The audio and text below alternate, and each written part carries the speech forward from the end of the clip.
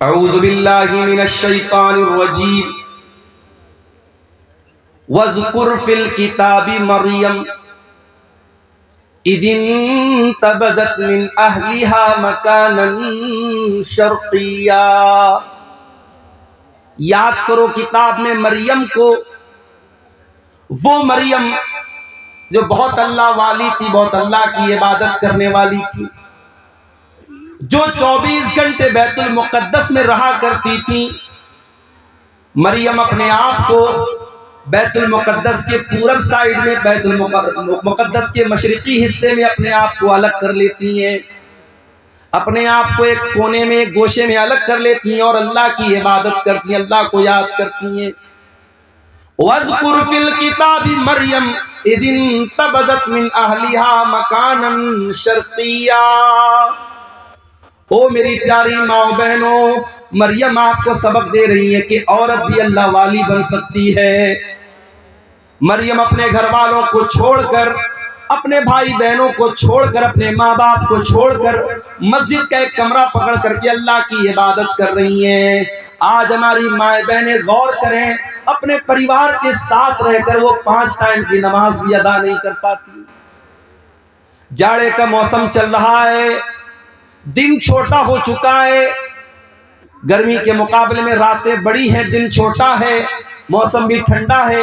اگر عورتیں چاہیں تو بڑی آسانی سے نفلی روزہ رکھ سکتی ہیں۔ جو رمضان کے چھوٹے ہوئے روزے ہیں وہ چاہیں تو وہ روزے اس موسم میں بڑی آسانی سے رکھ سکتی ہیں، مگر میری پیاری ماں بہنوں، آپ کے اندر وہ شوق ہی نہیں ہے، وہ جذبہ ہی نہیں جو مریم کے اندر تھا۔ اللہ کہہ رہا ہے اِذِ انْتَبَذَتْ مِنْ أَهْلِهَا مَكَانًا شَرْقِيًّا۔ یاد کرو جب مریم اپنے گھر والوں کو چھوڑ کر مسجد اقصیٰ کے، بیت المقدس کے پورب سائیڈ میں چلی گئی۔ اِذْ أَرْسَلْنَا إِلَيْهَا رُوحَنَا فَاتَّخَذَتْ مِن دُونِهِمْ حِجَابًا۔ اللہ فرماتا ہے کہ مریم نے اپنے بیچ میں اور گھر والوں کے بیچ میں پردہ لگا دیا، پردے میں رہ کر کے وہ اللہ کی عبادت کرنے لگی۔ فَاتَّخَذَتْ مِن دُونِهِمْ حِجَابًا فَأَرْسَلْنَا إِلَيْهَا رُوحَنَا فَتَمَثَّلَ لَهَا بَشَرًا سَوِيًّا۔ ہم نے اپنے فرشتے جبریل کو بھیجا اور جبریل ایک انسان کی شکل میں، ایک خوبصورت انسان کی شکل میں مریم کے پاس آئے۔ مریم اکیلی ہے، مریم بند کمرے میں، کمرہ لاک ہے، اور اچانک ایک خوبصورت انسان، ایک مرد مریم کے سامنے آ جاتا ہے۔ وہ میری پیاری ماں بہنوں، ایک پاک دامن عورت، ایک نیک عورت، ایک دیندار عورت کا ری ایکشن کیا ہوگا ایسے موقع؟ ایک دیندار عورت کسی غیر مرد کو تنہائی میں دیکھے گی تو اس کا ری ایکشن کیا ہوگا؟ ذرا دیکھیے مریم کا ری ایکشن کیا تھا۔ اللہ کہتا اِذْ أَرْسَلْنَا إِلَيْهَا رُوحَنَا، ہم نے مریم کے پاس اپنے فرشتے کو بھیجا۔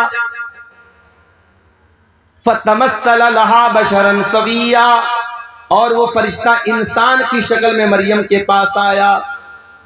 قالت انی اعوذ بالرحمن منک ان کنت تقیا۔ مریم فوراً ڈر گئی اور کہنے لگی میں رحمان کی پناہ چاہتی ہوں، میں اللہ کی پناہ چاہتی ہوں۔ ان کنت تقیا، اے انسان، اے آنے والے مرد، اگر تو اللہ سے ڈرنے والا ہے دور ہو جا، میرے قریب نہ آنا، میں تجھ سے اللہ کی پناہ چاہتی ہوں۔ مریم نے یہ سمجھا کہ یہ کوئی مرد ہے، ان کو معلوم نہیں تھا کہ یہ فرشتہ ہے۔ مریم نے اس کو اللہ کا نام لے کر کے اس کو اللہ کا ڈر یاد دلایا، اللہ کا خوف یاد دلایا۔ گناہ کے موقع پر اگر اللہ یاد آ جائے تو یہ دل میں ایمان کے زندہ ہونے کی نشانی۔ اگر گناہ کے ٹائم اللہ یاد آ جائے، اللہ کا خوف دل میں آ جائے اور انسان گناہ سے اپنے آپ کو بچا لے، اللہ کے نبی فرماتے ہیں اللہ تعالیٰ فرشتوں سے کہتا ہے میرا بندہ گناہ کرنے جا رہا تھا، شراب پینے جا رہا تھا، زنا کرنے جا رہا تھا، کوئی بھی غلط کام کرنے جا رہا تھا، اگر گناہ کا ارادہ کر رہا تھا اور اللہ کے ڈر سے اگر اس نے گناہ کو چھوڑ دیا تو اللہ فرشتوں سے کہتا ہے اس کے نام اعمال میں ایک نیکی لکھ دو۔ میرے فرشتوں، اس کے نام اعمال میں ایک نیکی لکھ دو۔ فرشتے کہتے ہیں اللہ یہ تو گناہ کرنے جا رہا تھا، یہ تو شراب پینے جا رہا تھا، یہ تو زنا کرنے جا رہا تھا، یہ تو غلط کام کرنے جا رہا تھا۔ اللہ فرماتا ہے انما ترکھا من جرایا، اے میرے فرشتوں، میرے بندے نے میرے ڈر سے اس گناہ کو چھوڑا ہے، میرے خوف سے اس گناہ کو چھوڑا ہے، لہٰذا اس کے نام اعمال میں ایک نیکی لکھ دو۔ یہ نیکی کا حقدار ہے، یہ گناہ کا حقدار ہے۔ پتہ یہ چلا میرے نوجوان ساتھیوں، آج جہاں جہاں بھی زنا کے اڈے قائم ہو رہے ہیں، جہاں جہاں غلط کام ہو رہے ہیں، شراب پی جا رہی ہے، نشہ ہو رہا ہے، بدکاری ہو رہی ہے، بے حیائی ہو رہی ہے، بے پردگی ہو رہی ہے، بدکاری ہو رہی ہے، جتنے گناہ ہو رہے ہیں ان گناہوں کی اصل وجہ یہ کہ انسان اللہ کا خوف اپنے دل سے نکال چکا ہے۔ اور معاف کرنا، چہرے پر داڑھی رکھنا نبی کا طریقہ ہے، مگر ضروری نہیں کہ داڑھی رکھنے والا پرہیزگار ہے۔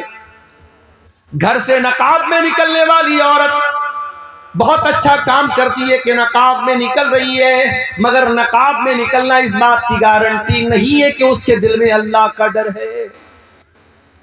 میرے پیارے ساتھیوں، کتنے زنا کے واقعات ہوئے جو نقاب پوش لڑکیوں نے ہوٹلوں میں جا کر کے عیاشیاں کی ہیں، کتنے غلط کام ہوئے ہیں جو چہرے پر داڑھی رکھنے والوں نے اور ماتھے پر سجدے کا نشان رکھنے والوں نے وہ غلط کام کیے ہیں۔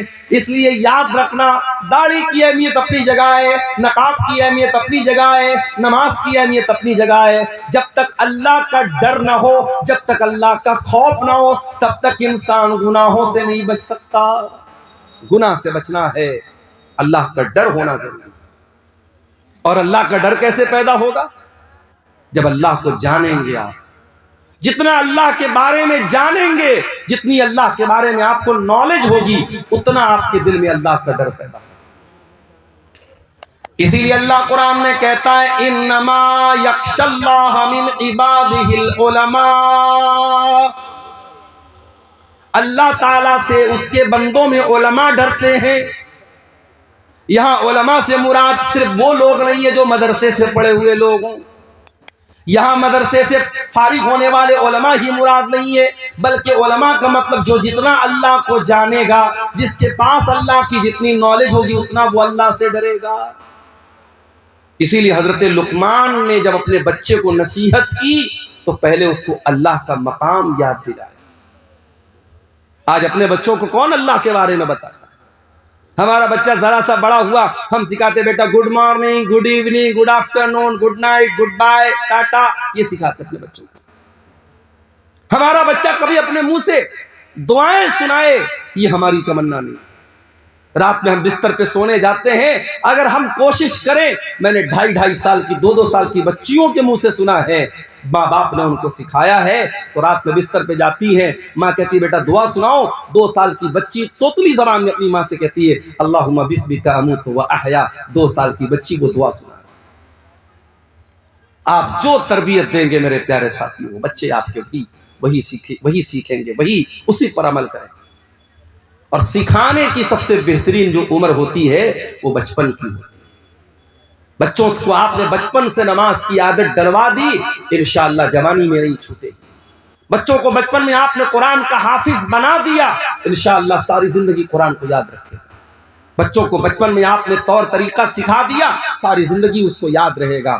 میرے پیارے ساتھیوں، حضرت لقمان نے اپنے بچے کو جب نصیحت کی تو کیا کہا؟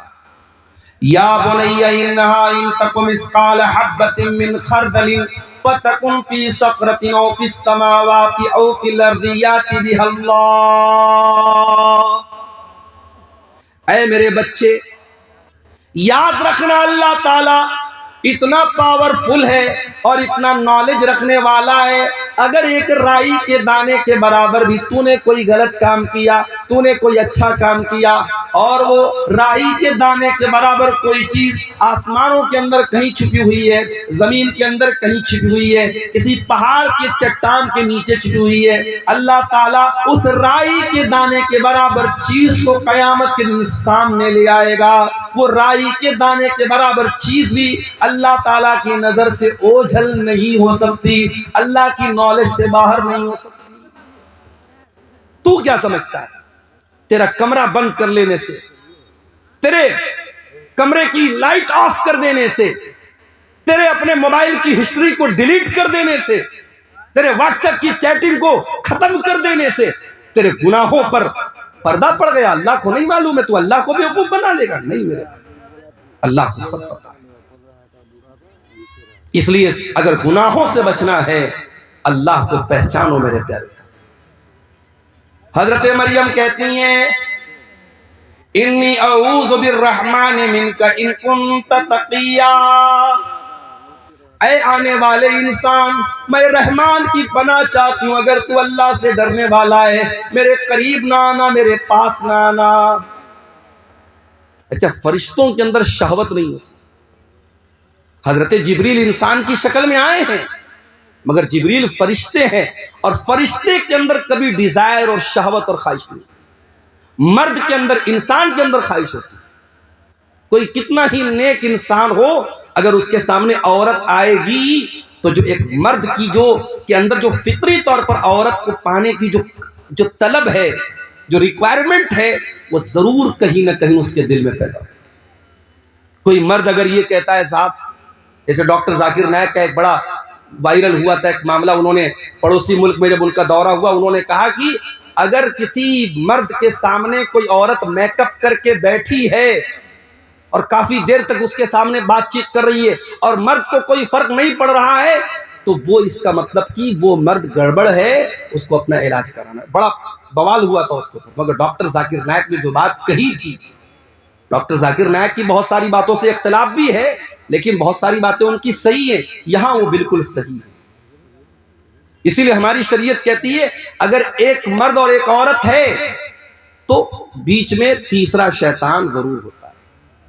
اگر ایک غیر مرد، ایک عورت غیر مرد سے اکیلے میں ملے گی، مولانا صاحب مسئلہ پوچھنے جا رہی ہوں، مولانا صاحب کی حال چال لینے جا رہی ہوں، عالم صاحب ہیں یہ تو بڑے نیک ہیں، تقریر کرتے ہیں، بڑے دیندار ہیں، اگر ایک عورت ایک مرد تنہائی میں ملیں گے، چاہے وہ مرد اس دور کا سب سے بڑا پرہیزگار انسان ہو اور وہ عورت اس دور کی اللہ کی ولیہ ہو، نیک عورت ہو، اگر ایک مرد اور ایک عورت تنہائی میں ملیں گے، اللہ کے نبی فرماتے الا وثالثہما الشیطان، تیسرا وہاں شیطان ضرور ہو۔ اسی لیے اسلام میں کوئی ایجوکیشن نہیں ہے میرے بھائی۔ کلاس میں لڑکا بھی پڑھ رہا ہے، لڑکی بھی پڑھ رہی ہے، جوان لڑکا جوان لڑکی، پڑھائی کم ہوگی وہاں پہ، بدکاری اور زناکاری زیادہ ہوگی۔ آج آپ جا کے دیکھیں، ابھی آج کی نیوز آپ کو بتا رہا ہوں، کرسمس کا تہوار منا کر کے ایک عورت لڑکی آ رہی تھی چنئی کے اندر ایک کالج کے اندر، اسی کالج میں بریانی بیچنے والا ایک نوجوان اس لڑکی کے ساتھ ریپ کرتا ہے اور اس کو زخمی بھی کرتا ہے۔ بعد میں جب معاملہ سامنے آیا، پولیس کیس بنا، بڑا بوال ہوا، اب شاید اس کو ارسٹ بھی کر لیا گیا۔ میرے پیارے ساتھیوں، انسان کے اندر شہوت کا جو شیطان ہے وہ کب بیدار ہو جائے ہم نہیں کہہ سکتے۔ اسی لیے اللہ تبارک و تعالیٰ نے مرد اور عورت جب جوان ہو جائیں ان کو نکاح کا حکم دیا ہے تاکہ ان کی شہوت کا صحیح استعمال ہو، غلط دشا میں وہ قدم نہ اٹھائیں، غلط رخ پر وہ نہ جائیں۔ حضرت مریم نے جب یہ کہا کہ میں رحمان کی پناہ چاہتی ہوں، اب حضرت جبریل نے کیا جواب دیا؟ قال انما انا رسول ربک لاہب لک غلاما زکیا، کہا اے مریم تو غلط سمجھ رہی ہے، میں کوئی انسان نہیں ہوں، میں اللہ کا فرشتہ ہوں، اور میں اس لیے تیرے پاس آیا ہوں تاکہ میں تجھ کو یہ خوشخبری دے دوں کہ تجھے بہت جلد ایک بچہ پیدا ہونے والا ہے، بہت نیک بچہ، بہت پاک صاف بچہ، بہت اچھا بچہ۔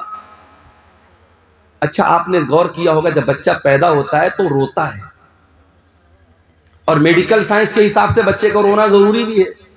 بچہ نہیں روتا ہے تو پرابلم ہو جاتی ہے، بعض بچے نہیں روتے ہیں تو بعد میں بڑی بیماریاں پیدا ہو جاتی، بعض بچے تو بول ہی نہیں پاتے اگر پیدائش کے سمے وہ نہیں روتے۔ مگر اللہ کے نبی فرماتے جب بچہ پیدا ہوتا ہے تو شیطان اسے کچوکا مارتا ہے، چوٹ پہنچاتا ہے، شیطان اسے مارتا ہے اور وہ بچہ روتا ہے، اور شیطان دنیا کے ہر بچے کو مارتا ہے، مگر ایک بچہ ایسا تھا جس کو شیطان مار نہیں سکا، اور وہ بچہ کون تھا؟ وہ مریم کا بچہ تھا، اس کا نام عیسیٰ بن مریم تھا۔ حضرت جبریل نے کہا کہ اے مریم ایسا بچہ پیدا ہونے والا ہے تجھے، غلامً زکیہ، جو بہت نیک بچہ ہو۔ قالت انا یکون لی غلام ولم یمسسنی بشر ولم اک بغیا۔ مریم کہنے لگی مجھے بچہ کہاں سے ہوگا، میں تو کنواری ہوں، میں تو ورجن ہوں، میری شادی نہیں ہوئی ہے، آج تک کسی انسان نے مجھے ٹچ نہیں کیا ہے، اور نہ میں زناکار عورت ہوں، میں بدکار عورت ہوں، یہ بچہ کیسے مجھے پیدا ہوگا؟ قال کذالک، حضرت جبریل نے کہا کہ اللہ کا حکم ہے اور تمہیں بچہ پیدا ہوگا۔ قال ربک هو علی حی، آپ کا پروردگار یہ کہہ رہا ہے کہ یہ میرے لیے آسان ہے، وَلِنَجْعَلَهُ آیَةً لِلنَّاسِ، اور اللہ تعالیٰ آپ کے بچے کو بغیر باپ کے پیدا کرے گا تاکہ وہ بچہ دنیا کے لیے ایک نشانی بن جائے۔ وَكَانَ أَمْرًا مَقْضِيًّا، اور یہ اللہ کا حکم ہے جو پورا ہو کر کے رہے گا۔ اب مریم پریگننٹ ہو گئی۔ اب یہ وضاحت قرآن میں نہیں ہے کہ یہ پریگننسی پورے 9 مہینہ رہی یا چند دن رہی۔ فَحَمَلَتْهُ، مریم کے پیٹ میں عیسیٰ علیہ السلام وجود میں آ گئے۔ مریم کے پیٹ میں عیسیٰ علیہ السلام وجود میں آ گئے، مریم کو حمل ٹھہر گیا۔ فَانْتَبَذَتْ بِهِ مَكَانًا قَصِيًّا، اور جب مریم نے یہ دیکھا کہ پیٹ زیادہ پھول گیا ہے اور اب لوگ سوال اٹھائیں گے، مریم وہاں سے بہت دور نکل گئی، آبادی سے دور چلی گئی، مسجد اقصیٰ سے دور چلی گئی تاکہ لوگوں کے سوالوں کا جواب نہ دینا پڑے۔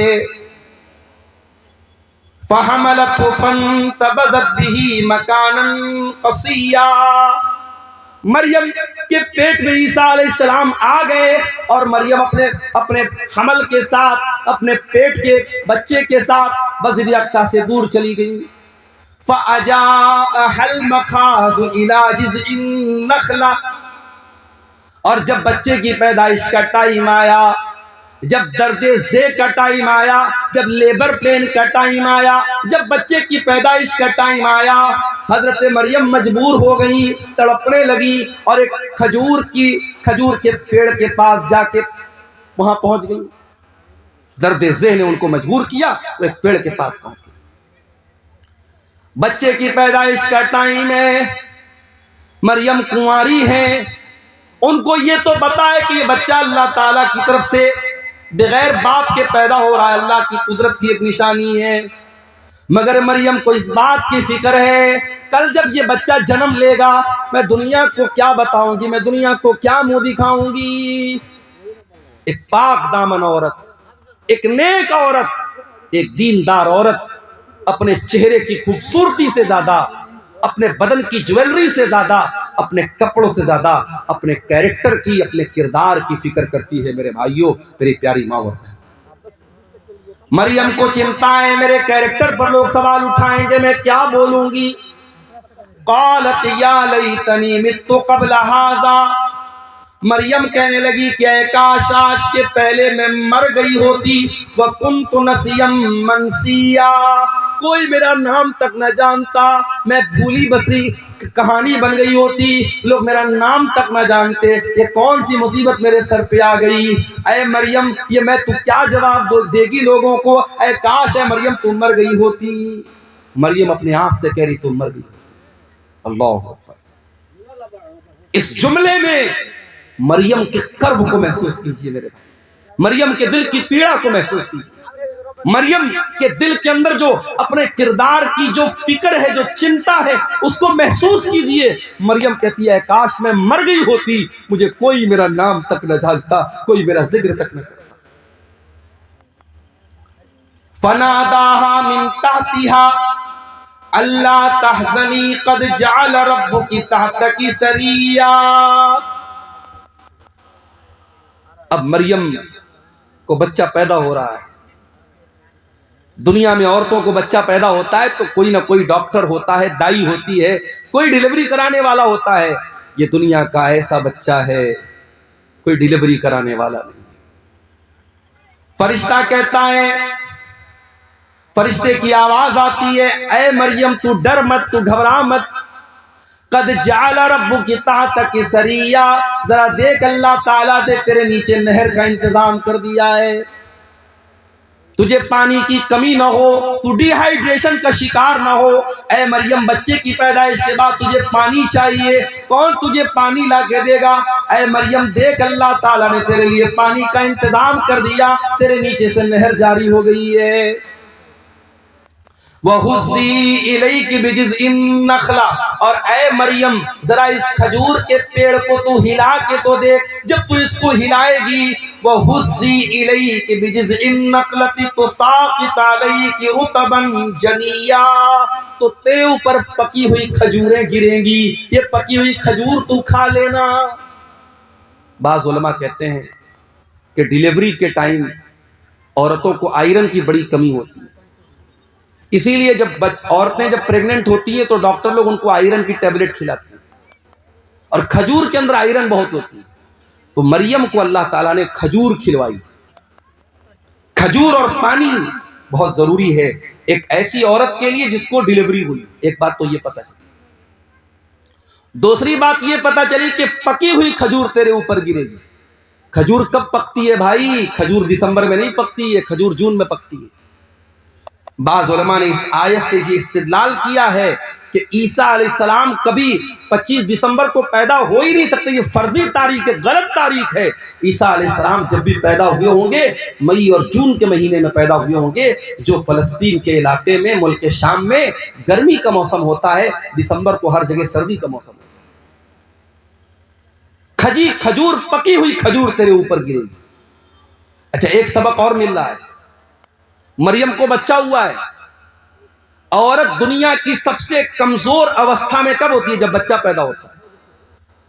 اس کمزور اوستھا میں بھی اللہ تعالیٰ مریم کو حکم کیا دے رہا ہے کہ اے مریم یہ پیڑ تو ہلائے گی تب تجھے کھجور ملے گی۔ اللہ تعالیٰ کے لیے کیا ناممکن بات تھی میرے بھائی، اللہ فرشتے کو حکم دے دیتا اور ایک پلیٹ میں کھجور سجا کے مریم کو لا کے دے دی جاتی، مگر نہیں، اللہ نے ایک سبق یہ بھی دیا، جب حرکت کرو گے تب برکت آئے گی، حرکت سے برکت آئے گی۔ مسلمان سمجھتا ہے بیٹھ کے ہم دعائیں کریں گے اور ہماری مسجدیں سب سرکشت ہو جائیں گی، ہم دعائیں کریں گے اور ہم پر ظلم کرنے والے سب جو ہے برباد ہو جائیں گے۔ نہیں میرے بھائی، آپ کو حرکت بھی کرنا پڑے گا، آپ کو ایکٹیو بھی ہونا پڑے گا۔ آپ صدیوں سے جو زندگی جیتے چلے آئے ہیں وہی زندگی آپ جی رہے ہیں۔ 50 سال پہلے بھی سیمانچل کا علاقہ پچھڑا ہوا تھا، آج بھی آپ پچھڑے ہوئے ہیں۔ 50 سالوں میں جین کمیونٹی کہاں سے کہاں پہنچ گئی، سکھ کمیونٹی کہاں سے کہاں پہنچ گئی، اسی دیش کے بڑے چھوٹے چھوٹے طبقے کہاں سے کہاں پہنچ گئے۔ آپ کا سیمانچل کیوں پیچھے ہے؟ میرے بھائیوں، کوئی اور دوشی نہیں ہے، دوشی ہم اور آپ ہیں۔ ہم اور آپ جب تک اپنے آپ کو اوپر اٹھانے کی کوشش نہیں کریں گے، حرکت نہیں کریں گے، برکت نہیں آئے گی۔ مریم نے پیڑ کو ہلایا ہے تب اوپر سے کھجور دی۔ فَكُلِي وَاشْرَبِي وَقَرِّي عَيْنًا، اے مریم تو یہ کھجور کھا لے، یہ پانی پی لے، یہ کھجور کھا کر کے پانی پی کر کے وَقَرِّي عَيْنًا، اے مریم تو اپنی آنکھوں کو ٹھنڈی کر لے، تو ٹینشن نہ لے، تو چنتا نہ کر، تو فکر نہ کر۔ فَكُلِي وَاشْرَبِي وَقَرِّي عَيْنًا فَإِمَّا تَرَيِنَّ مِنَ الْبَشَرِ أَحَدًا فَقُولِي إِنِّي نَذَرْتُ لِلرَّحْمَنِ صَوْمًا فَلَنْ أُكَلِّمَ الْيَوْمَ إِنسِيًّا، اور اے مریم کوئی انسان اگر نظر آ جائے اور کوئی پوچھنے لگے یہ بچہ کس کا ہے، یہ بچہ کہاں سے آیا، تو اے مریم تو بات مت کرنا، تو اشارے سے کہہ دینا کہ میں نے 3 دن کا روزہ رکھا ہے۔ اس زمانے میں جب لوگ روزہ رکھتے تھے تو بات نہیں کرتے تھے، روزے میں کلام بھی منع تھا۔ اللہ کا فضل و کرم ہے، ہم لوگ روزہ رکھتے ہیں تو ہم لوگ کو تو بات چیت کرنے کی آزادی ہے۔ اس زمانے میں ایک روزہ ایسا ہوتا تھا جس میں بات چیت بھی لوگ نہیں کرتے تھے۔ کہا ہے مریم جب کوئی تجھ سے بات کرنے کی کوشش کرے تو تو بتا دے کہ میں نے اللہ کی نظر مانی ہے، میں 3 دن تک کسی سے بات نہیں کروں گی۔ 3 دن گزر گئے۔ فَأَتَتْ بِهِ قَوْمَهَا تَحْمِلُهُ، مریم اپنے بچے کو گود میں لے کر کے آئی، مریم اپنے بچے کو گود میں لے کے اپنی قوم کے پاس آئی۔ قوم کے لوگوں نے کنواری مریم کی گود میں بچہ دیکھا. ساری قوم جانتی ہے مریم کنواری ہے، ان کی شادی نہیں ہوئی ہے. مریم کی گود میں بچہ دیکھ کر قالوا لقد جئت شیئا فریا، کہا اے مریم یہ بہت بڑا تو گناہ کر کے آئی ہے، بہت بڑا پاپ کر کے آئی ہے.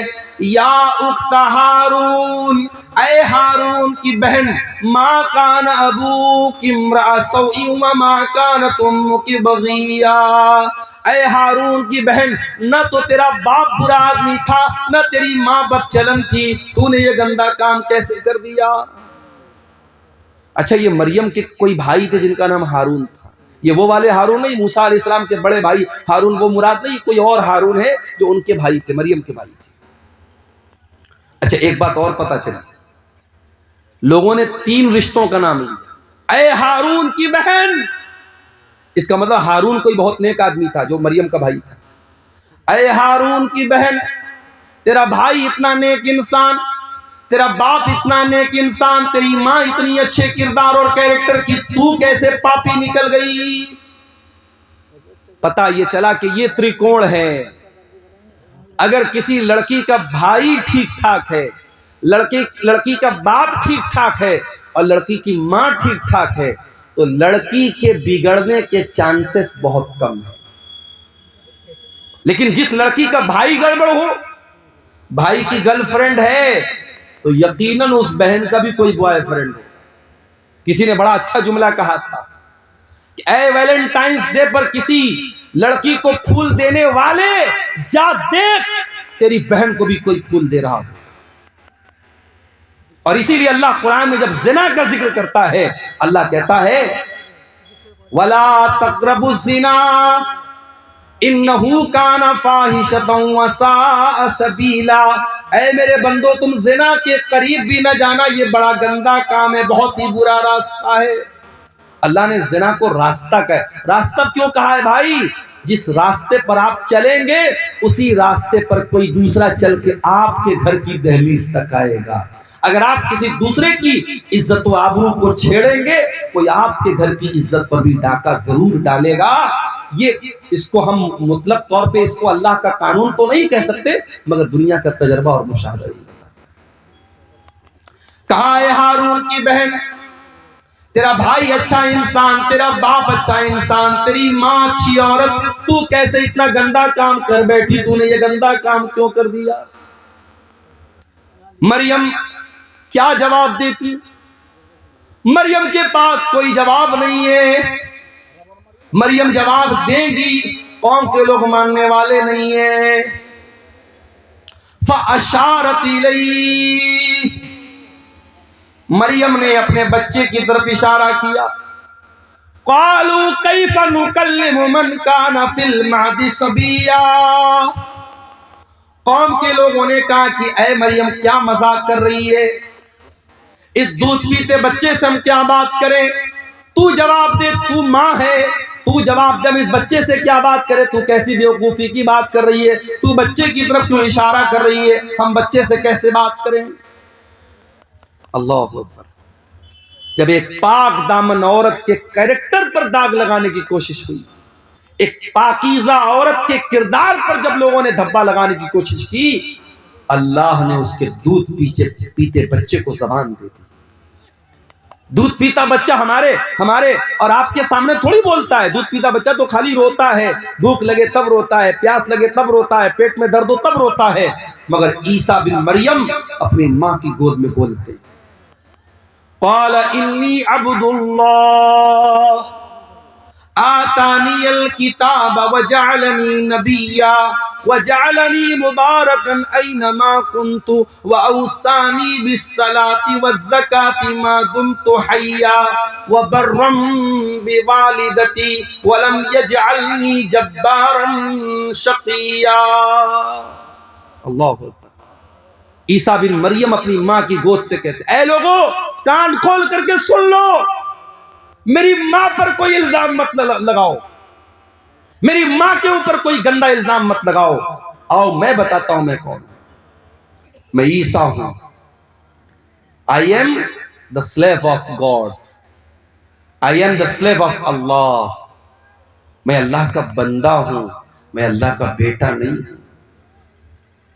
عیسائی کہتے ہیں کہ ہم عیسیٰ علیہ السلام کو مانتے ہیں، ان کے چرچوں کے باہر عیسیٰ علیہ السلام کی باتیں لکھی ہوتی ہیں، ان کے چرچ کے اوپر عیسیٰ علیہ السلام کی فوٹو لگی رہتی ہے، وہ کرسمس پر عیسیٰ علیہ السلام کی مورتی بنا کے دنیا کو دکھاتے عیسیٰ کیسے پیدا ہوئے۔ مگر عیسائیوں سے جا کے ذرا پوچھو کہ اے عیسائیوں، تم سے بڑا بدنصیب کون ہوگا کہ جس پیغمبر سے تم محبت کا دعویٰ کرتے ہو، اس پیغمبر نے دنیا میں جنم لینے کے بعد سب سے پہلی بات جو اس نبی کی زبان سے نکلی ہے تم اسی پر ایمان نہیں رکھتے ہو۔ وہ نبی کہہ رہا ہے میں اللہ کا بندہ ہوں، اور تم کہتے ہو عیسیٰ اللہ کے بیٹے تھے۔ کتنا فرق ہے تمہارے عقیدے میں اور عیسیٰ علیہ السلام کی تعلیمات میں۔ عیسیٰ علیہ السلام دنیا میں جنم لینے کے بعد پہلی بات یہ کہہ رہے ہیں انی عبداللہ، میں اللہ کا بندہ ہوں، اور اے لوگوں اللہ نے مجھے کتاب دی ہے۔ ابھی میں ماں کی گود میں کھیل رہا ہوں، مگر اللہ مجھے کتاب دے گا جس کا نام انجیل ہوگا، اور اللہ نے مجھے نبی بھی بنا لیا ہے، اور میں برکت والا ہوں، جہاں بھی رہوں گا برکت کے ساتھ رہوں گا، اور اللہ نے مجھے نماز کا حکم دیا ہے اور زکوٰۃ کا حکم دیا ہے۔ جب تک میں زندہ رہوں گا نماز پڑھتا رہوں گا، زکوٰۃ دیتا رہوں گا۔ کتنے افسوس کی بات ہے، عیسائی شراب پیتا ہے، عیسائی زنا کرتا ہے، عیسائی غلط کام کرتا ہے، اپنے چرچ میں جاتا ہے، وہاں چرچ کا پادری کہتا ہے کہ تو نے شراب پیا ہے، تو نے زنا کیا ہے، تو نے مرڈر کیا ہے، کوئی بات نہیں، لے اس کو شراب پلاتا ہے۔ عیسائی کا جو پادری ہوتا ہے وہ شراب پلاتا ہے اور یہ کہتا ہے کہ تیرے جتنے پاپ ہیں وہ اللہ کے بیٹے نے، گاڈ کے بیٹے نے اپنے اوپر لے لیا۔ گاڈ کا بیٹا سولی پر چڑھ گیا اور گاڈ کا بیٹا تیرے سارے گناہوں کو اپنے سر پہ لے کے جا چکا ہے، اب تجھے کوئی ٹینشن لینے کی بات نہیں۔ اللہ کتنا غلط ہے یہ عقیدہ۔ عیسیٰ ابن مریم دنیا میں آنے کے بعد کہتے ہیں نماز پڑھنے کا مجھے حکم ملا ہے، میں نماز جب تک زندہ رہوں گا پڑھتا رہوں گا۔ پتہ یہ چلا اسلام میں کوئی شارٹ کٹ نہیں ہے کہ تمہاری نماز کوئی اور پڑھ لے گا، تمہاری مغفرت کوئی اور کروا دے گا، نہیں، تم کو نماز پڑھنی پڑے گی، تم کو روزہ رکھنا پڑے گا، تم کو زکوٰۃ دینی پڑے گی۔ عیسیٰ ابن مریم کہتے جب تک میں زندہ رہوں گا اللہ نے مجھے حکم دیا ہے کہ میں نماز پڑھتا رہوں، میں زکوٰۃ ادا کروں۔ وَبَرًّا بِوَالِدَتِي، اور اللہ تعالیٰ نے مجھے اپنی ماں کے ساتھ اچھا سلوک کرنے کا حکم دیا ہے۔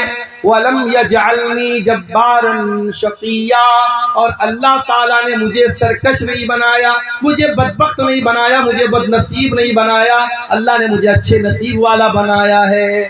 اتنی بات کہنے کے بعد عیسیٰ ابن مریم کہتے ہیں والسلام علی یوم ولدت و یوم اموت و یوم ابعث حیا، میرے اوپر اس دن بھی سلام جس دن میں پیدا ہوا، اس دن بھی سلام جس دن میں مروں گا، اور اس دن بھی سلام جس دن میں زندہ اٹھایا جاؤں گا۔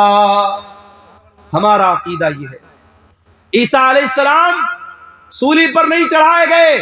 کان کھول کر کے سن لو میرے بھائیوں، یہ عقیدہ سمجھ لو۔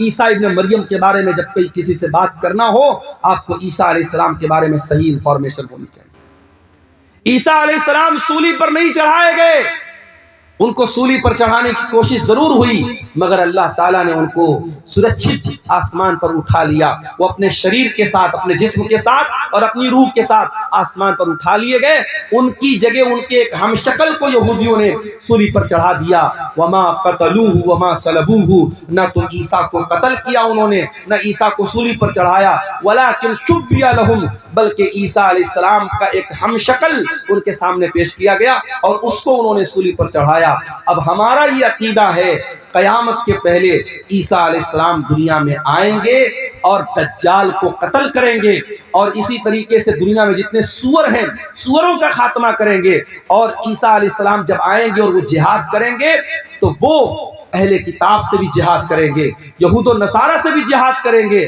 اور جب عیسیٰ علیہ السلام یہود و نصارہ سے جہاد کریں گے تو ان کو جزیہ کا آپشن نہیں دیں گے، وہ ڈائریکٹ دو آپشن دیں گے، یا تو اسلام قبول کرو یا پھر مجھ سے جنگ کرو۔ تو ان کے زمانے میں جزیہ کا آپشن ختم ہو جائے گا، اور اسی طریقے سے عیسیٰ ابن مریم دنیا میں آئیں گے اور کئی سال تک رہیں گے، ان کے دور میں امن اور چین اور سکون رہے گا، اور پھر وہ نیچرل اپنی موت سے ہمکنار ہوں گے، ان کو موت آئے گی اور پھر وہ اللہ تعالیٰ کو پیارے ہوں گے، اللہ کے پاس جائیں گے۔ یہ ہمارا عقیدہ ہے۔ اسی لیے اللہ جب اس واقعے کو بیان کرتا ہے، اللہ کہتا ہے ذالک عیسی ابن مریم قول الحق الذی فیہ یمترون، یہ عیسیٰ ابن مریم ہے، یہ اللہ کے سچے قول ہیں، اللہ کی سچی بات ان کے بارے میں ہے جن کے بارے میں لوگ شک و شبہ کر رہے ہیں۔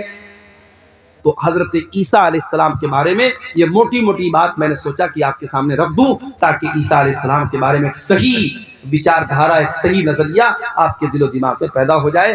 اللہ تعالی ہم سب کو حضرت عیسیٰ علیہ السلام، اچھا یہ بھی یاد رکھیے عیسیٰ علیہ السلام کے بارے میں دنیا میں 3 گروہ پائے جاتے ہیں۔ ایک عیسائیوں کا گروہ ہے جو عیسیٰ علیہ السلام کو اللہ کا بیٹا قرار دیتا ہے، اللہ کے برابر قرار دیتا ہے، وہ بھی گمراہ ہے۔ اور ایک یہودیوں کا طبقہ ہے جو عیسیٰ علیہ السلام کو برا بھلا کہتا ہے، ان کو حرام کی اولاد کہتا ہے، ان کو نعوذ باللہ زنا کی اولاد کہتا ہے۔ یہودی بھی حضرت عیسیٰ سے دشمنی میں گمراہ ہوئے، عیسائی ان سے محبت میں گمراہ ہوئے، یہودی ان سے دشمنی میں گمراہ ہوئے۔ اور ایک طبقہ ایسا ہے جو عیسیٰ علیہ السلام پر ایمان بھی رکھتا ہے، ان کو کے بارے میں یہ عقیدہ رکھتا ہے وہ اللہ کے نبی تھے، وہ اللہ کے پیغمبر تھے، بغیر باپ کے پیدا ہوئے تھے، اور اللہ تعالیٰ نے ان کے ہاتھ پر بہت سارے معجزات دکھائے تھے، اور اس طبقے کو مسلمان کہتے ہیں۔ ہم اور آپ عیسیٰ ابن مریم کے اوپر ایمان رکھتے ہیں۔ میرے عزیزوں، اس تمہیدی گفتگو کے بعد میں نے جو نظم پڑھی تھی تقریر کے بعد، آپ نے غور کیا ہوگا اس نظم میں نے نوجوانوں کو خطاب کیا۔ آج ہمارے قوم میں اگر کوئی طبقہ ایسا ہے جو سب سے زیادہ اس پر کام کرنے کی ضرورت ہے تو وہ طبقہ نوجوانوں کا طبقہ ہے۔ اور دنیا کی ہر قوم اپنے نوجوانوں کو ٹرینڈ کرتی ہے، اپنے نوجوانوں کو مضبوط کرتی ہے، اپنے نوجوانوں پر محنت کرتی ہے۔ آج ہماری قوم کا نوجوان کہاں جا رہا ہے؟ ہمارے نبی کی سیرت اٹھا کر کے دیکھیے، ہمارے نبی کے ساتھ جو صحابہ تھے، جو آپ کے صف اول کے صحابہ تھے، جنہوں نے آپ کے ساتھ پتھر کھائے تھے، آپ کے ساتھ جنگوں میں اپنے سینے پر تیر اور تلوار کا زخم برداشت کیا تھا، آپ غور کیجئے میرے پیارے ساتھیوں، نبی کے ان صحابہ میں آپ کو میجورٹی کس کی ملے گی؟ اس میں بہومت کس کا ملے گا؟ اس میں اکثریت نوجوانوں کی ملے گی۔ عبداللہ بن مسعود کون ہے؟ نوجوان ہے۔ مصعب بن عمیر کون ہے؟ نوجوان ہے۔ حضرت خالد بن ولید کون ہے؟ نوجوان ہے۔ عثمان غنی کون ہے؟ نوجوان ہے۔ طلحہ کون ہے؟ نوجوان ہے۔ زبیر کون ہے؟ نوجوان ہے۔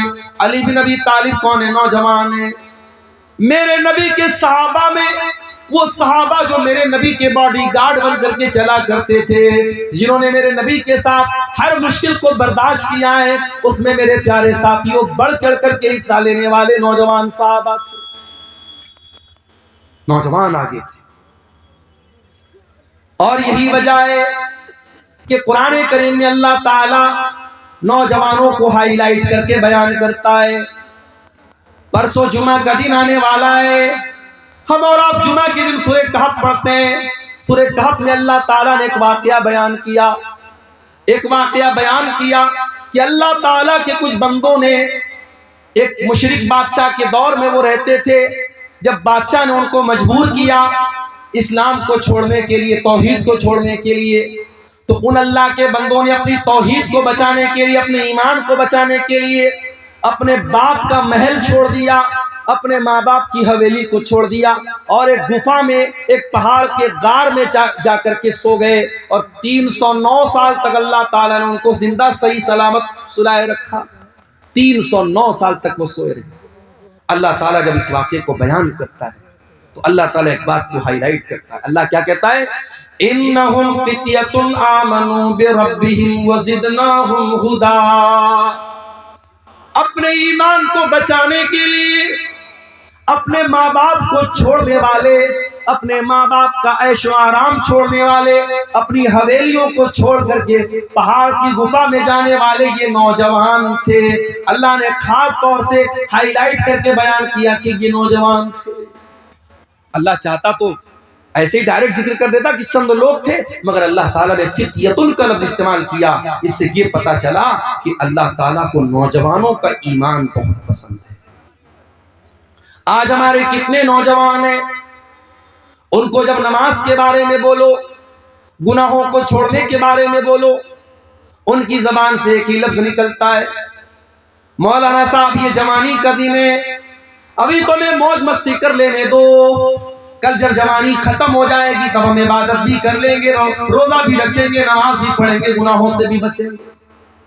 او میرے پیارے نوجوان ساتھیوں، آذربائیجان سے ایک فلائٹ، ایک ہوائی جہاز اڑتا ہے، جس ہوائی جہاز کے اندر 72 مسافر سفر کر رہے تھے. ہوائی جہاز کے اندر آگ لگ جاتی ہے اور ہوا کے اندر وہ ہوائی جہاز جل کر راکھ ہو جاتا ہے، اور 72 کے 72 لوگ ہوا میں جل کر کے مر جاتے ہیں. یہ بھی آج کی نیوز آپ کو بتا رہا ہوں. کیا ان 72 لوگوں میں سارے بوڑھے لوگ تھے؟ کیا سارے 70-80 والے لوگ تھے؟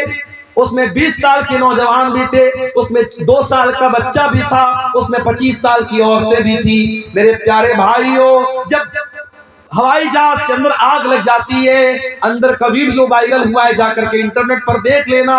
فلائٹ کے اندر جتنے لوگ ہیں وہ مالک کو یاد کر رہے ہیں، وہ مولا کو یاد کر رہے ہیں، وہ اپنے رب کو یاد کر رہے ہیں.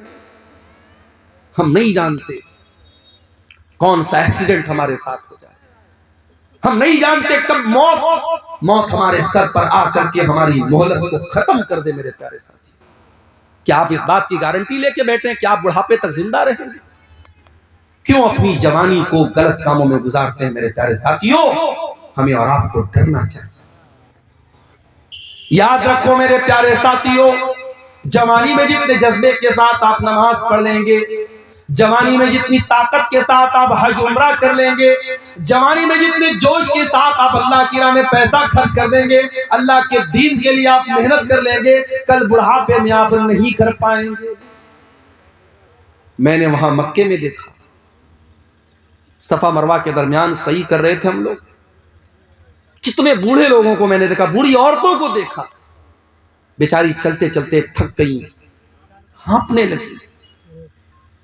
کتنے مردوں کو میں نے دیکھا ویل چیئر پر، وہ خانے کعبہ کا طواف کوئی کرسی پر لے کر کے کرا رہا ہے ویل چیئر پہ. وہ اس لائق نہیں ہے کہ وہ خانے کعبہ کے قریب جا کر کے، اللہ کے گھر کے پاس جا کر کے اپنی باڈی پر، اپنے شریر پہ چل کے وہ خانے کعبہ کا طواف کر سکے. جوانی ہوتی ہے، لوگ بولتے ہیں حج کر لو، عمرہ کر لو،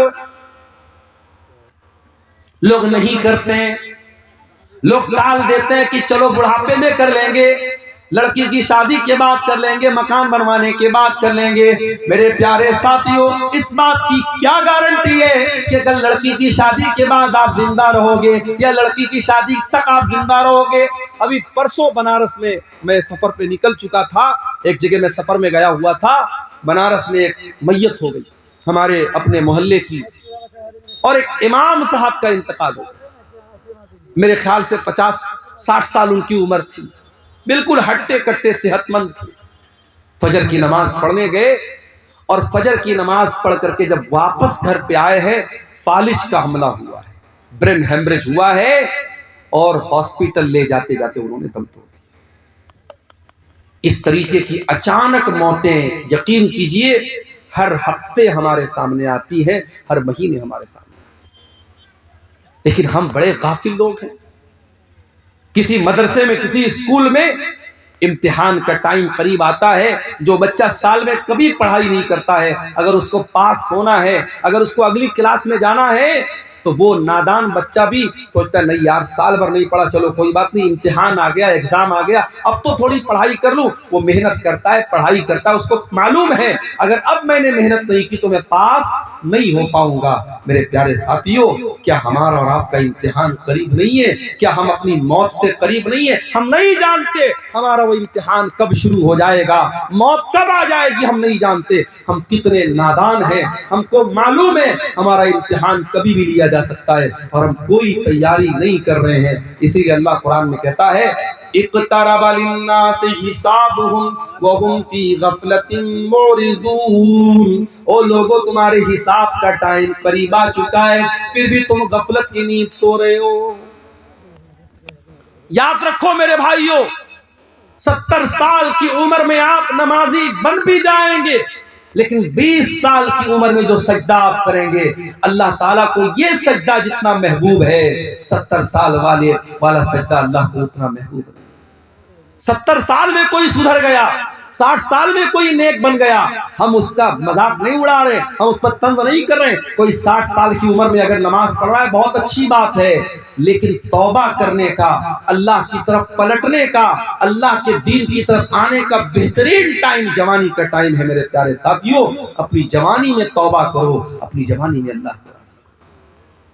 اللہ کے پیارے نبی فرماتے ہیں لا تزول قدم ابن آدم من عند ربه یوم القیامہ، قیامت کے دن انسان اپنی جگہ سے ہل نہیں پائے گا جب تک وہ 5 سوالوں کا جواب نہ دے دے۔ ان 5 سوالوں کا جواب عبدالغفار صاحب کو بھی دینا پڑے گا، ان 5 سوالوں کا جواب حسین سلفی صاحب کو بھی دینا پڑے گا، ہمارے ناظم اجلاس صاحب کو بھی دینا پڑے گا، عثمان مکھیا صاحب کو بھی دینا پڑے گا، پڑھے لکھے کو بھی دینا پڑے گا، ان پڑھ کو بھی دینا پڑے گا، دولت مند کو بھی دینا پڑے گا، غریب کو بھی دینا پڑے گا، سیمانچل کے لوگوں کو بھی دینا پڑے گا، نارتھ انڈیا کے لوگوں کو، ساؤتھ انڈیا کے لوگوں کو، سارے بندوں کو، سارے انسانوں کو دینا پڑے گا۔ لا تزول قدم ابن آدم، جو آدم کا بیٹا ہے، جو انسان ہے، جو مرد ہے، جو عورت ہے، ہر انسان کو اور مرد و عورت کو ان 5 سوالوں کا جواب دینا ہے۔ اللہ دنیا کا کون سا ایگزامینر ہے جو ایگزام کے پہلے آپ کو پیپر آؤٹ کر دے؟ پیپر آؤٹ ہو جائے تو ایگزام کینسل ہو جاتا ہے۔ اس مالک کا کرم دیکھو، اس رب العالمین کی رحمت دیکھو، اس نے قیامت کے دن کا پرچہ آؤٹ کر دیا، جا میرے بندے تو تیاری کر۔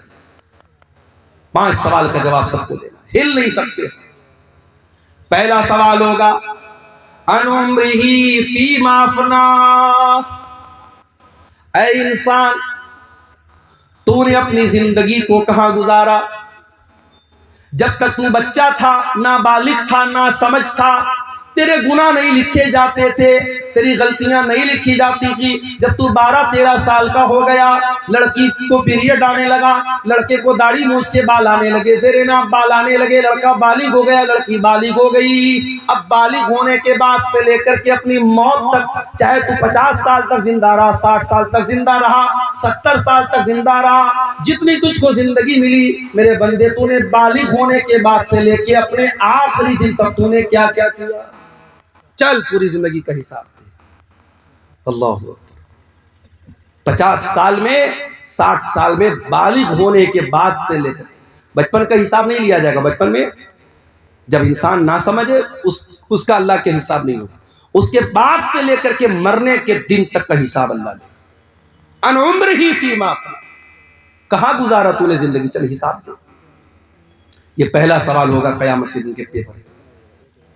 دوسرا سوال وَعَنْ شَبَابِهِ فِيمَا أَبْلَىٰ، اے میرے بندے تو 70 سال دنیا میں رہ کے آیا تھا، تیرے 40 سال کے بعد کی زندگی تو بڑی اچھی گزری، مسجد کا متولی بھی بن گیا، مدرسے کا ناظم بھی بن گیا، حاجی صاحب بھی بن گیا، فجر کی نماز میں لاٹھی لے کے پہنچنے لگا، کوئی غلط کام نہیں کرتا تھا، دن رات اللہ اللہ کرتا تھا، بہت اچھی بات ہے۔ لیکن اے میرے بندے تو 20 سال سے لے کر کے 40 سال تک کیسا تھا؟ تیری جوانی کہاں گزری؟ تیری زندگی کا سب سے خطرناک پیریڈ کہاں گزرا؟ کہیں ایسا تو نہیں تو شراب پیا کرتا تھا، کہیں ایسا تو نہیں تو زنا کیا کرتا تھا، کہیں ایسا تو نہیں تو گندی موویز دیکھا کرتا تھا، کہیں ایسا تو نہیں تو ناجائز لڑکیوں کے ساتھ چیٹنگ کیا کرتا تھا، کہیں ایسا تو نہیں تو ہوٹلوں میں ناچ گانا دیکھنے جاتا تھا۔ وَعَنْ شَبَابِهِ فِيمَا أَبْلَىٰ، میرے بندے تو اپنی جوانی کا حساب دے، تو نے کہاں گزارا اس کو؟ غور کیجئے میرے، ساری زندگی کا حساب الگ ہوگا اور جوانی کا حساب الگ ہوگا۔ تیسرا سوال وَعَنْ مَالِهِ مِنْ أَيْنَ اكْتَسَبَهُ، تو نے مال کہاں سے کمایا؟ کرپٹو سے کمایا، ڈریم 11 سے کمایا، میٹا اوزون سے کمایا، آن لائن حرام ایپس کے ذریعے کمایا، سٹا بازار کے ذریعے کمایا، جوا کھیل کر کے کمایا، کرکٹ پر سٹا لگا کر کے کمایا. کیسے کمایا تھا؟ یہ بڑا مسئلہ ہمارے نوجوان. بے روزگاری بڑھ رہی ہے تو ہمارا نوجوان آن لائن جتنے جوا والے اور سٹا والے ایپس ہیں، ہمارا نوجوان بڑی آسانی سے ان کے چنگل میں پھنس جاتا ہے. بے روزگاری ہے، کوئی کام نہیں ہے. نوجوان سوچتے چلو یار اچھا ہے، بیٹھے بٹھائے پیسہ آ جائے. محنت نہیں کرنا چاہتا، کاروبار نہیں کرنا چاہتا. میرے بھائیو، آج مسلمان اگر بزنس میں پیچھے ہیں تو اپنی کرتوت سے پیچھے. واللہ ہم نے گجرات میں دیکھا، میں گجرات میں احمد آباد میں گیا، نڈیاڈ میں گیا، سورت میں گیا، مسلمان اپنے بچوں کو نوکری نہیں کرواتے. ویاپاری کا بیٹا ویاپاری، مارواڑی کا بیٹا مارواڑی، مسلمان وہاں اپنے بچے کو ویاپاری بناتا ہے. چاہے وہ چھوٹی سی دکان کھول کے بیٹھا ہے مگر کاروبار کر رہا ہے، اس کا مائنڈ کاروباری ہے. آج اس ملک میں ہمیں اور آپ کو اگر اپنے وجود کو بچانا ہے، ہمیں بزنس اور کاروبار میں بھی آگے بڑھنا ہے. اور میں یہ بات اس لیے کر رہا ہوں کیونکہ اگر ہم نے اپنے آپ کو بزنس میں آگے نہیں بڑھایا، آگے آنے والے دنوں میں بڑی کٹھنائیاں ہیں. ان مدرسوں، ان مسجدوں اور ہمارے دین کی بنیادوں پر جو دن رات حملے ہو رہے ہیں، ان حملوں سے اپنا ڈیفنس کرنے کے لیے بھی ہمیں پیسے کی ضرورت پڑے. آج ہم جانتے ہیں سپریم کورٹ اور ہائی کورٹ میں وکیلوں کی فیس کتنی مہنگی ہوتی ہے. ابھی ہمارے اتر پردیش میں مدرسوں کا کیس چل رہا تھا، ہائی کورٹ کا فیصلہ آ گیا کہ سارے مدرسے جو ہے غلط ہیں، بند کر دیا جائے. اور 10,000 سے زیادہ جو ٹیچر تھے ان کی نوکری خطرے میں پڑ گئی. تو وہاں مدرسوں کی جو ایسوسی ایشن ہے اس نے اس معاملے کو سپریم کورٹ میں اٹھایا، اور سپریم کورٹ میں بڑی مہنگی وہاں کے وکیلوں کی ایک سنوائی کی جو فیس ہوتی تھی 50-50 لاکھ روپے ہوتی تھی، وہ فیس انہوں نے پیمنٹ کیا اور اس کے بعد کیس کو لڑا اور جج صاحب کے سامنے پورے معاملے کو رکھا. اور الحمدللہ سپریم کورٹ کا ججمنٹ آ گیا کہ نہیں، اتنے سینکڑوں سالوں سے یہ مدرسے چل رہے ہیں، ان مدرسوں کو بند نہیں کیا جا سکتا. سپریم کورٹ نے ججمنٹ دے دیا، فیصلہ دے دیا. میرے پیارے ساتھیوں، آج اگر کوئی بے قصور ہے اور اس کے خلاف کوئی کیس ہو گیا ہے، کیس کو لڑنے کے لیے بھی پیسے کی ضرورت ہے، مسجدوں کو بنانے کے لیے پیسے کی ضرورت ہے، قبرستان اور وقف کی زمین کو بچانے کے لیے آپ کو فنڈ کی ضرورت پڑے گی. اور فنڈ کہاں سے آئے گا جب آپ بزنس میں آگے نہیں بڑھیں گے، جب کاروبار میں آگے نہیں. اس لیے حرام طریقے مت اپناؤ. قیامت کے دن تیسرا سوال کیا جائے گا، تم نے مال کہاں سے کمایا. چوتھا سوال، وَفِيمَ أَنفَقَهُ، تم نے مال کہاں پر خرچ کیا تھا. ہیپی نیو ایئر منانے کے لیے کسی ہوٹل کا ٹکٹ تو نہیں خریدا تھا، نئے سال کے جشن کے موقع پر شراب میں تو نہیں لٹایا تھا، سردی کے موسم میں کسی پکنک اسپاٹ پہ جا کے دوستوں کے ساتھ رنگ رلیاں منانے تو نہیں چلا گیا تھا. آج کل لوگ کشمیر بہت جا رہے ہیں، ہمارے انسٹاگرام پر میں نے دیکھا بڑی ریلز آ رہی ہیں، لوگ کشمیر میں جا رہے ہیں، میاں بیوی جا رہے ہیں اور وہاں جا کے جو ہے برف کے اوپر دل بنا رہے ہیں کہ صاحب ہم اپنی بیوی سے بڑی محبت کرتے ہیں. ارے بیوی سے محبت کرتے ہو تو وہاں کشمیر میں جا کے برف بنانے سے تھوڑی ثابت ہوگا. بیوی کا حق ادا کرو، بیوی کا خیال رکھو.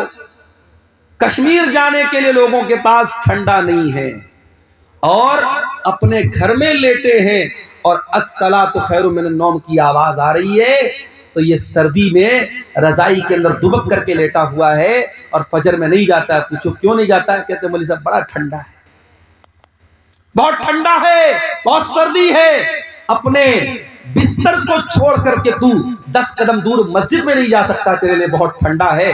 اور اسی دسمبر کے کڑکڑاتے ہوئے سردی اور ٹھنڈے میں کشمیر چلا جاتا ہے دوستوں کے ساتھ اور منالی اور کلو چلا جاتا ہے اپنی فیملی کے ساتھ. میرے پیارے ساتھیوں، اس سے پتہ یہ چلتا ہے کہ تیرے دل میں اللہ کی محبت کتنی ہے، تیرے دل میں ایمان کی محبت کتنی ہے.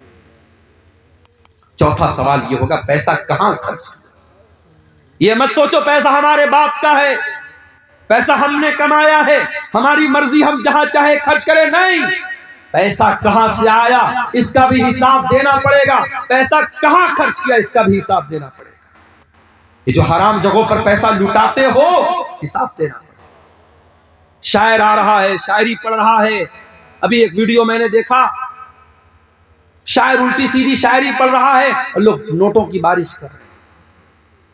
کئی جگہوں پر اہل حدیثوں کے جلسوں میں پروگراموں میں شعرا جو پڑھ رہے ہیں، شاعری پڑھ رہے ہیں، ان پر نوٹ برسائے جا رہے ہیں. معاف کیجیے گا، یہ مناسب طریقہ نہیں ہے. ٹھیک ہے، آپ شاعر کو حوصلہ افزائی کے طور پہ کوئی رقم دیتے ہیں، اس پر اعتراض نہیں ہے، مگر نوٹوں کی بارش کرنا، نوٹ برسانا، ایک ایک نوٹ اس طریقے سے اس کے اوپر لٹانا، یہ غلط طریقہ ہے، یہ حرام طریقہ ہے. یوں اتر پردیش کے اندر ایک شادی میں مسلمان لڑکے نے اپنی بارات کے موقع پر، اپنی شادی کے موقع پر 20 لاکھ روپیہ ہوا میں لہرا دیا. 20 لاکھ روپیہ نوٹوں کی گڈی کو ہوا میں لہرا دیا کہ صاحب میں بہت خوش ہوں، آج میری شادی. میرٹھ کے اندر، اتر پردیش میں میرٹھ ایک جگہ ہے، میرٹھ میں ایک مسلمان کی شادی ہوئی اور لڑکے کو سسرال سے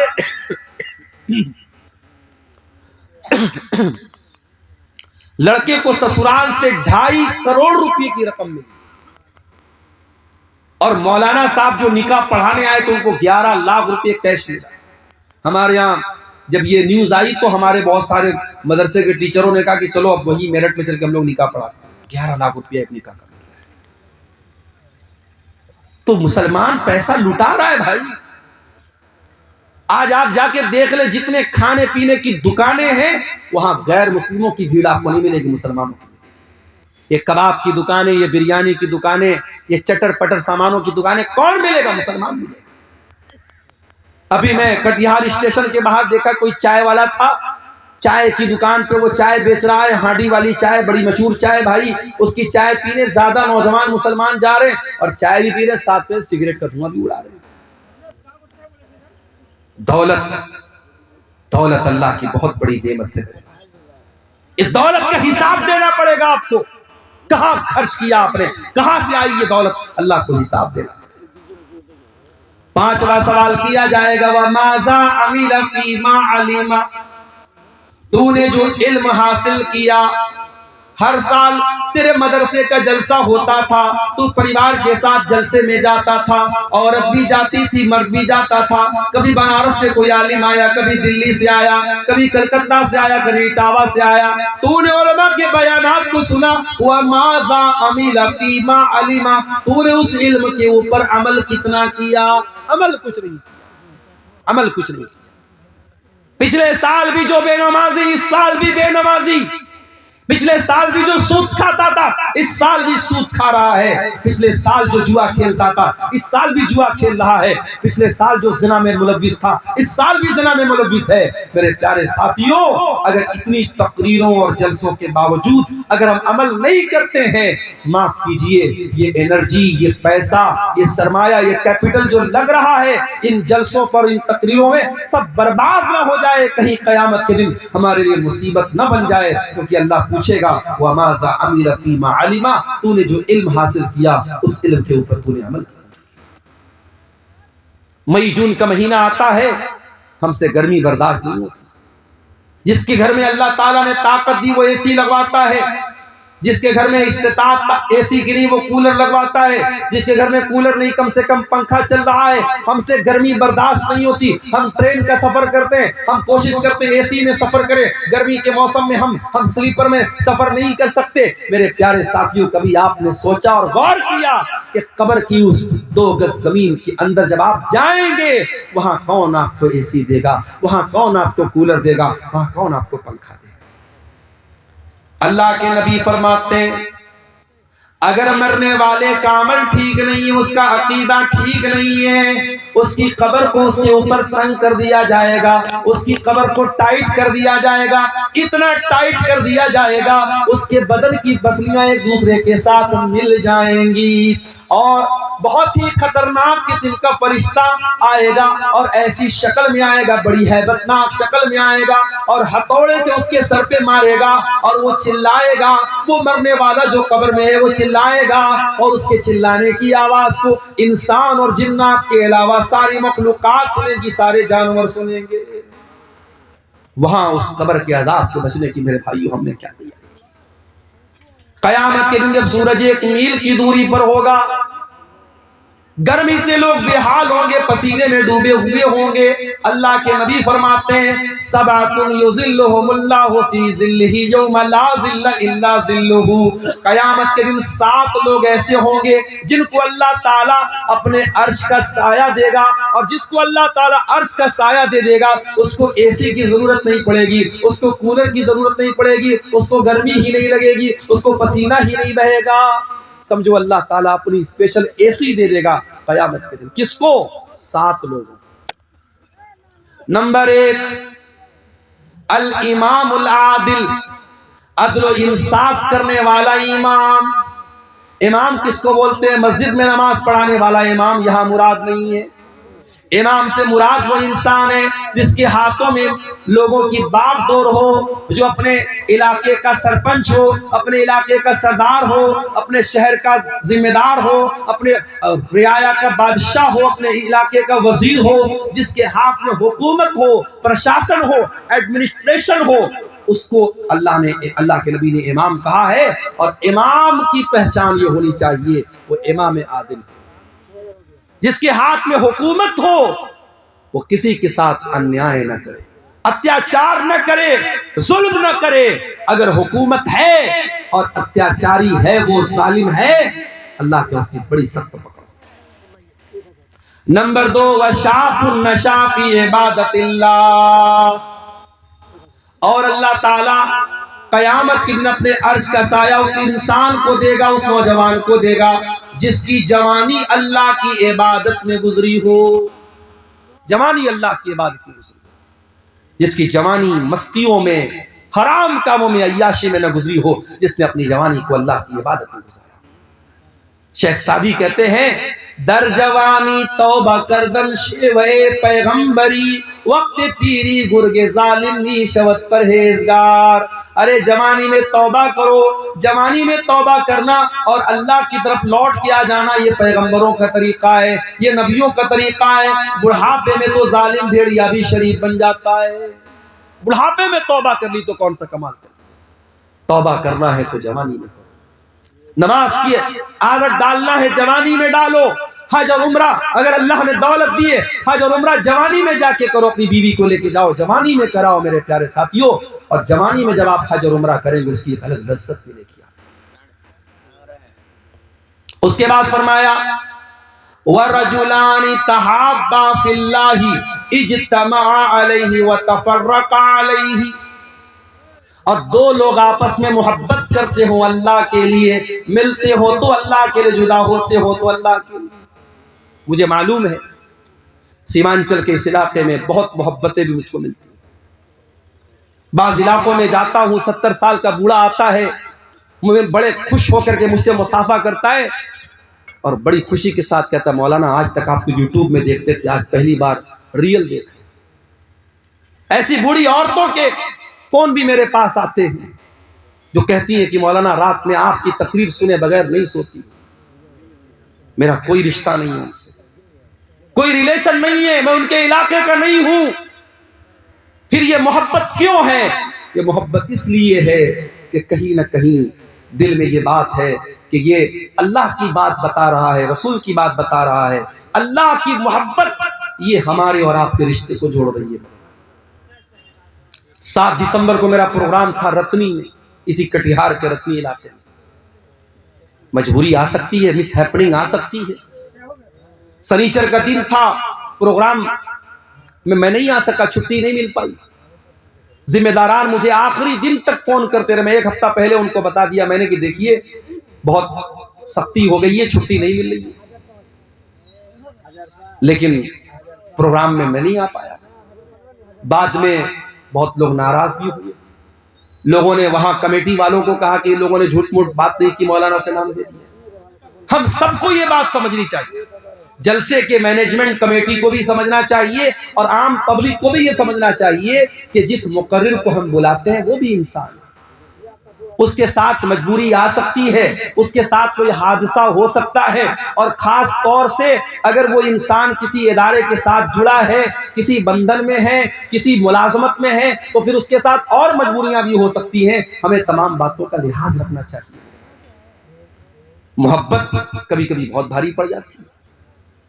اب کہیں میں نہیں پہنچ پایا، جلسے والے جانتے میری مجبوری ہے، لیکن عام پبلک نہیں جانتی، عام پبلک جلسے والوں کو دوشی قرار دیتی ہے، اور وہ لوگ نہیں سمجھتے کہ بھی کسی مجبوری کی وجہ سے مولانا نہیں آ پائے۔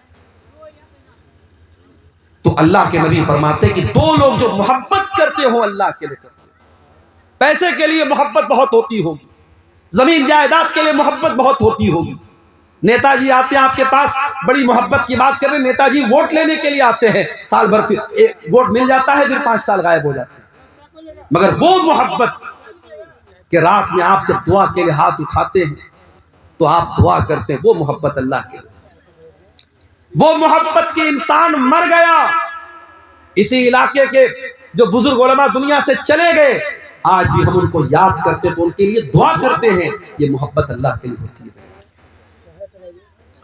وَرَجُلَانِ تَحَابَّا فِي اللَّهِ، قیامت کے دن اللہ تعالیٰ اپنے عرش کا سایہ ان دو لوگوں کو دے گا جو آپس میں محبت کرتے ہوں اللہ کے لیے، ملتے ہوں تو اللہ کے لیے، جدا ہوتے ہوں تو اللہ کے لیے۔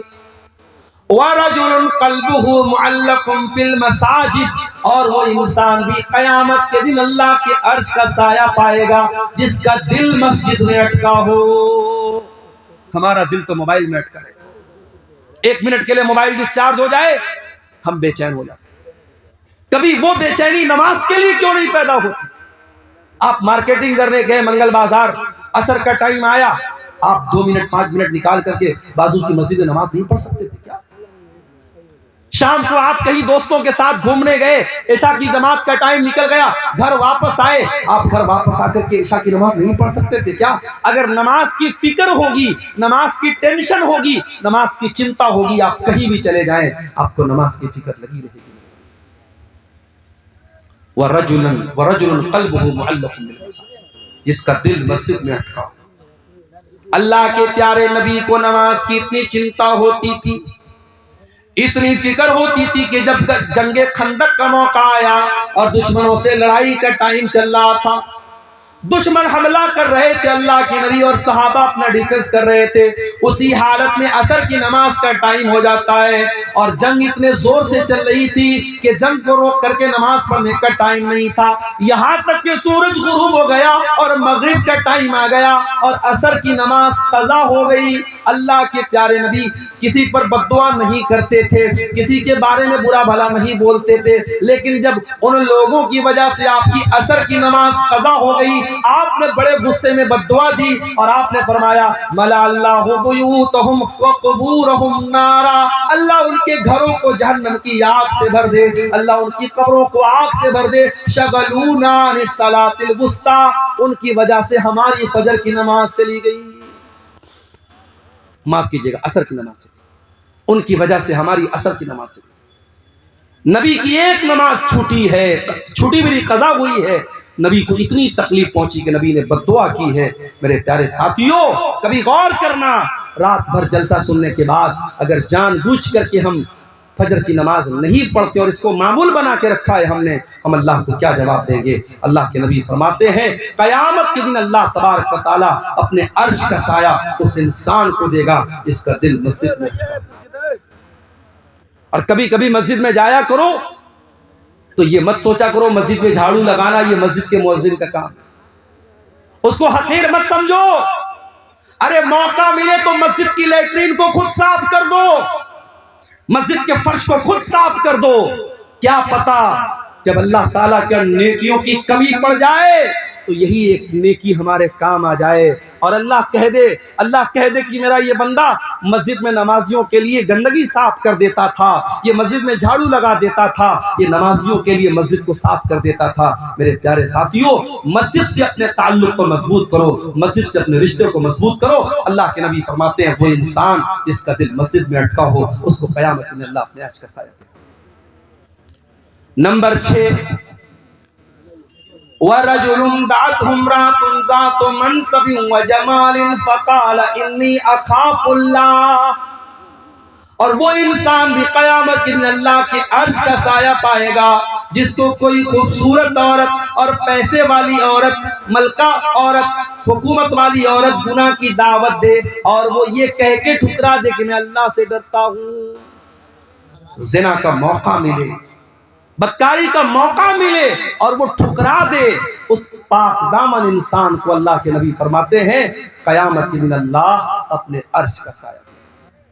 آج ہمارا نوجوان کیا کر رہا ہے؟ زنا کے موقع تلاش کر رہا ہے۔ کسی لڑکی کا نمبر مل جائے، بار بار اس لڑکی کو فون کر کے تنگ کرنا، کسی کا کوئی فیس بک آئی ڈی مل جائے۔ کتنی مسلمان لڑکیاں جو فیس بک چلاتی شکایت کرتی ہیں، اچھے خاصے جو بڑے دیندار قسم کے لوگ ہیں جو دن رات فیس بک پر دین کی باتیں کرتے ہیں، وہ بھی پرائیویٹ چیٹنگ کرنے کی کوشش کرتے ہیں۔ محترمہ آپ کیا کر رہی ہیں، کیا کھا رہی ہیں؟ میرے بھائیوں، زنا کے موقع تلاش مت کرو۔ اگر اللہ نے آپ کو زنا سے بچایا ہے، بدکاری سے بچایا، اللہ کا شکر ادا کرو، موقع مت تلاش کرو۔ اگر آج تک اللہ تعالیٰ نے آپ کے دامن کو اس گندگی سے بچا کے رکھا ہے، اپنے بھائیوں سے بھی کہتا ہوں، اپنی بہنوں سے بھی کہتا ہوں، آئندہ زندگی میں بھی اپنے دامن کو بچا کے رکھو، اس لیے کہ اگر گناہ کا موقع مل رہا ہے تو یہ شیطان کی بہت بڑی چال ہے اور اللہ کی طرف سے بہت بڑی آزمائش ہے، اور اگر گناہ کا موقع ملے گا اور پھر اپنے آپ کو گناہ سے بچانا پھر آسان کام نہیں ہوگا۔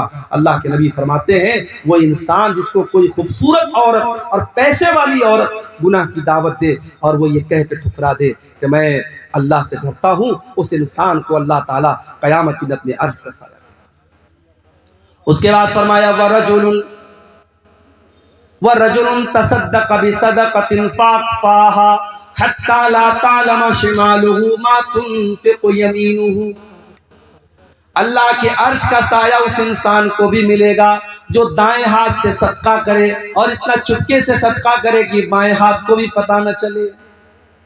جاڑے کا موسم ہے، ایک انسان کار سے جا رہا ہے، فٹ پاتھ پر ایک غریب آدمی کو دیکھا، بیچارہ سردی میں ٹھٹر رہا ہے، وہ اپنے کار سے اترتا ہے اور اپنی جیکٹ اس کو پہنا دیتا ہے، اس کو کمبل اڑا دیتا ہے۔ اس غریب کو معلوم بھی نہیں مجھ کو کمبل اڑانے والا کون ہے، اس امیر کو پتا نہیں میں نے کس کو کمبل اڑایا ہے۔ کوئی کیمرے سے فوٹو بھی نہیں لے رہا ہے، کوئی ایڈورٹیزمنٹ بھی نہیں ہو رہا ہے، کوئی پرچار پرسار بھی نہیں ہو رہا ہے، صرف اس بات کی خوشی ہے کہ یہ کام میں اللہ کے لیے کر رہا ہوں۔ اللہ کے نبی فرماتے ہیں اگر ایسی کوئی نیکی کر کے جائے گا تو اللہ تعالیٰ قیامت کے دن اس کو عرش کا سایہ دے گا۔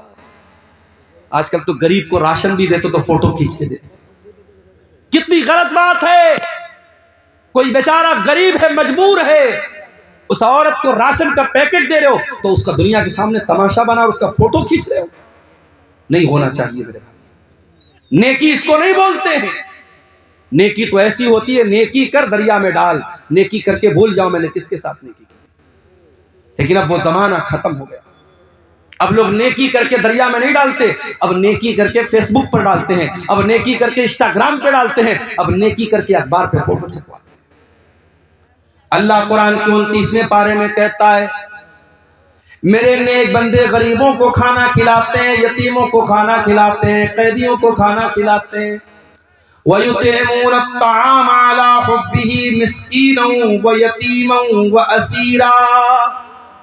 میرے نیک بندے بھوکوں کو کھانا کھلاتے ہیں اور کیا کہتے ہیں انما نطعمکم لوجہ اللہ، ہم تمہیں اللہ کو راضی کرنے کے لیے کھانا کھلا رہے ہیں، لا نرید منکم جزاء ولا شکورا، ہمیں تم سے کوئی بدلہ نہیں چاہیے، ہمیں تم سے کوئی شکریہ نہیں چاہیے، ہم تو اللہ کو راضی کرنے کے لیے تم کو کھلا رہے ہیں۔ انا نخاف من ربنا یوما عبوسا قمطریرا، ہمیں تو قیامت کے دن کا ڈر ہے، ہمیں تو اللہ کے سامنے حساب دینے کا ڈر ہے، اس لیے ہم تم کو کھانا کھلا رہے ہیں۔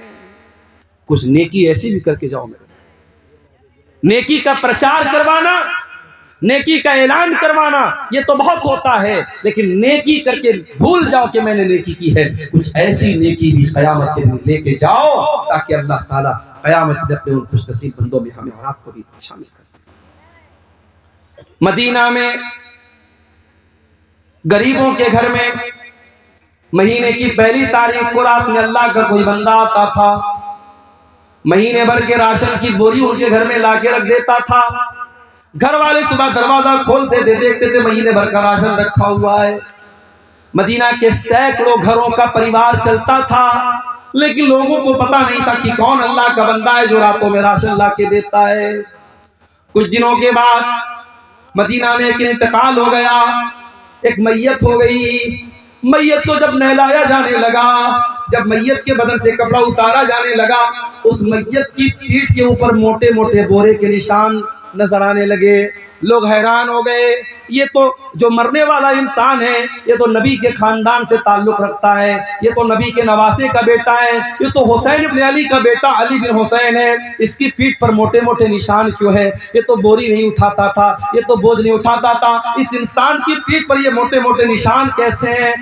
یہ خبر پورے مدینہ میں پھیل گئی۔ مدینہ کے ان غریب پریواروں تک بھی یہ خبر گئی۔ مدینہ کے ان غریب پریواروں کو سمجھ میں آ گیا، ہمارے گھر میں ہر مہینہ راشن کی بوری لاد کر کے ہمارے گھر تک لانے والا کوئی اور انسان نہیں تھا، وہ علی بن حسین تھے، وہ نبی کے اہل بیت میں سے تھے، وہ نبی کے نواسے کے بیٹے تھے۔ ایسے بھی لوگ تھے میرے بھائی، ساری زندگی غریبوں کے گھر میں اناج پہنچاتے رہے۔ مرنے کے بعد جب نہلایا جانے لگا تب ان کے پیٹھ کے نشانوں سے پتہ لگا کہ یہ کام وہ کرتے تھے۔ ہم اور آپ تو ریاکار ہو گئے میرے بھائی۔